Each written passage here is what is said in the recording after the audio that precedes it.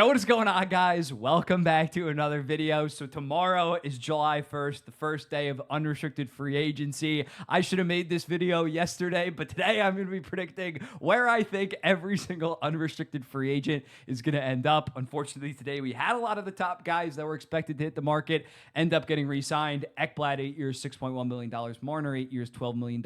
Marchand, 6 years at $5.3 million. And then Ivan Provorov, 7 years at 8.5. We'll talk about that tomorrow. I'll probably just lump them in as well with my UFA contract grades. But yeah, we're going to predict the remaining guys. I'm going to go through 5 of like the big names, and then we're kind of just going to speed run through it. I got like a graphic with 8 guys on it. If you know my Instagram style, you probably know what it's going to look like. But yeah, without further ado, let's get into it. And up first, Brock Boeser. I think Columbus continues to spend like an absolute madman. I did make this prediction before Ivan Provorov, of course, re-signed, but they still have $20 million to spend with only like Gavrikov as their notable unrestricted free agent. It appears like based on Provorov, who's the same age as Boeser, they go out and get Charlie Coyle. We talked about that on the podcast. I did not like that trade one bit, but it's looking like they're trying to win relatively soon. I thought that they should have pumped the brakes and not done anything super aggressive. That is clearly not happening. They are trying to make the playoffs next season. And in terms of bringing in high-end scoring wingers, Brock Boeser is that top guy. Don Waddell is wheeling and dealing, and I think that he's going to pay some gross 7-year deal at $8.59 million. I think the price for Brock Boeser has definitely risen now that all the top guys, for the most part, are out, and I see Columbus just being dead set on improving next year. There's obviously going to be a lot of teams that are in the Brock Boeser market because, again, he's like the second best forward at this point, including a Carolina, including a Boston.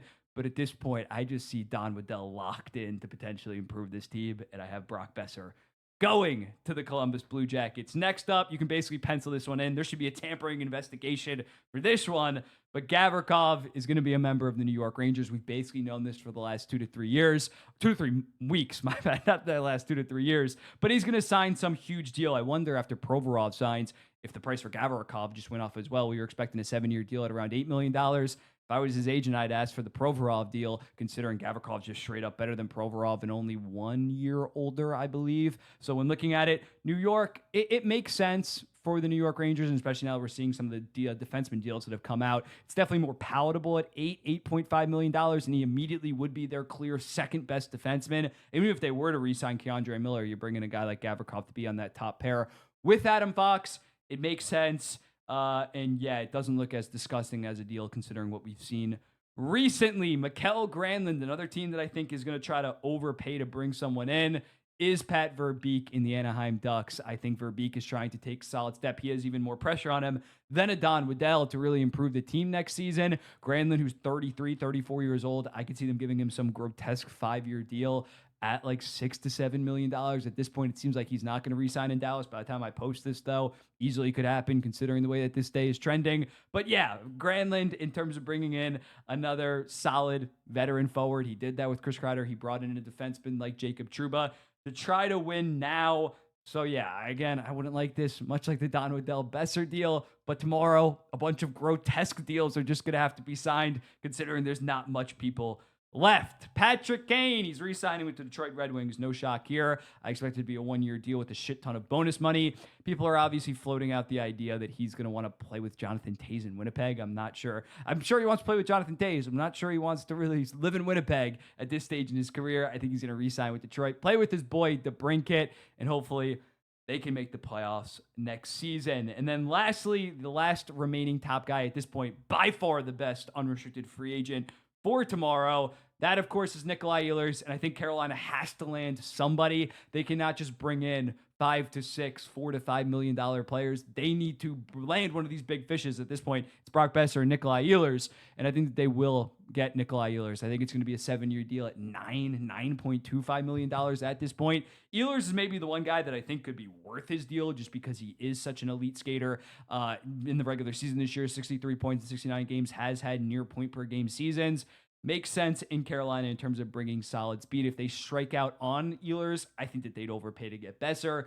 Got to get at least one top-end forward if you're Carolina. You can't just depth it out, especially considering how mediocre the rest of this unrestricted free agency class is. Speaking of, I know Kuzmenko has re-signed, but here's the rest of my predictions. We got 3 different lists of 8. Pia Suter, I think that could be a decent snag by someone. He's a little bit undersized, but solid defensive center, third line center. I think that's a perfect fit for Washington. Jake Allen, Edmonton has to do something in terms of goaltending. John Gibson's obviously off the market. So Jake Allen's that one guy. He was actually pretty phenomenal this season, the regular season. Had like 15 goals to have expected. Andrew Mangiapane and Orlov to Detroit just seem like Steve Yzerman pickups to add some depth. Orlov struggled a decent amount in Detroit, but experienced. Nate Schmidt, kind of as a Gavrikov replacement, I think makes a lot of sense for the LA Kings and would be a lot cheaper. Jonathan Drouin is hitting the open market, but I think he's just going to take another $2.5 to $3.5 million contract for Colorado Avalanche. He has a really good thing going, and I'm not sure someone else is going to pay him big money, considering he clearly is a little bit of a Nathan MacKinnon merchant at this point. Then to finish it off, I have Jack Roslovic to the New Jersey Devils. I previously had the Devils landing Brad Marchand. That ain't happening anymore. I don't think that they get a Brock Boeser or a Nikolai Ehlers, so they have to settle for a Jack Roslovic.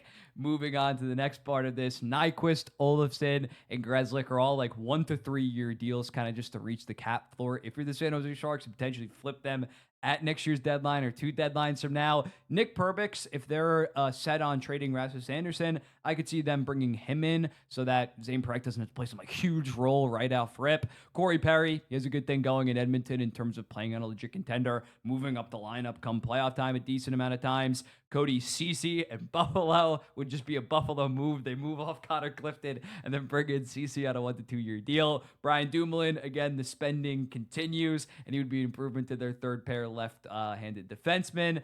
And Jeff Skinner, just Barry Trotz bringing in another veteran. I don't think that this would be some kind of long-term deal like last summer, but on a 1 to 2 year deal at $2 to $3 million or something like that. And then the last part of this, Anthony Mantha, low risk, high reward potentially, coming off an injury in Calgary. If you sign him for cheap, he really could be something if he returns to form. Tony DeAngelo, I think, is going to re-sign, especially now that Noah Dobson has gotten traded.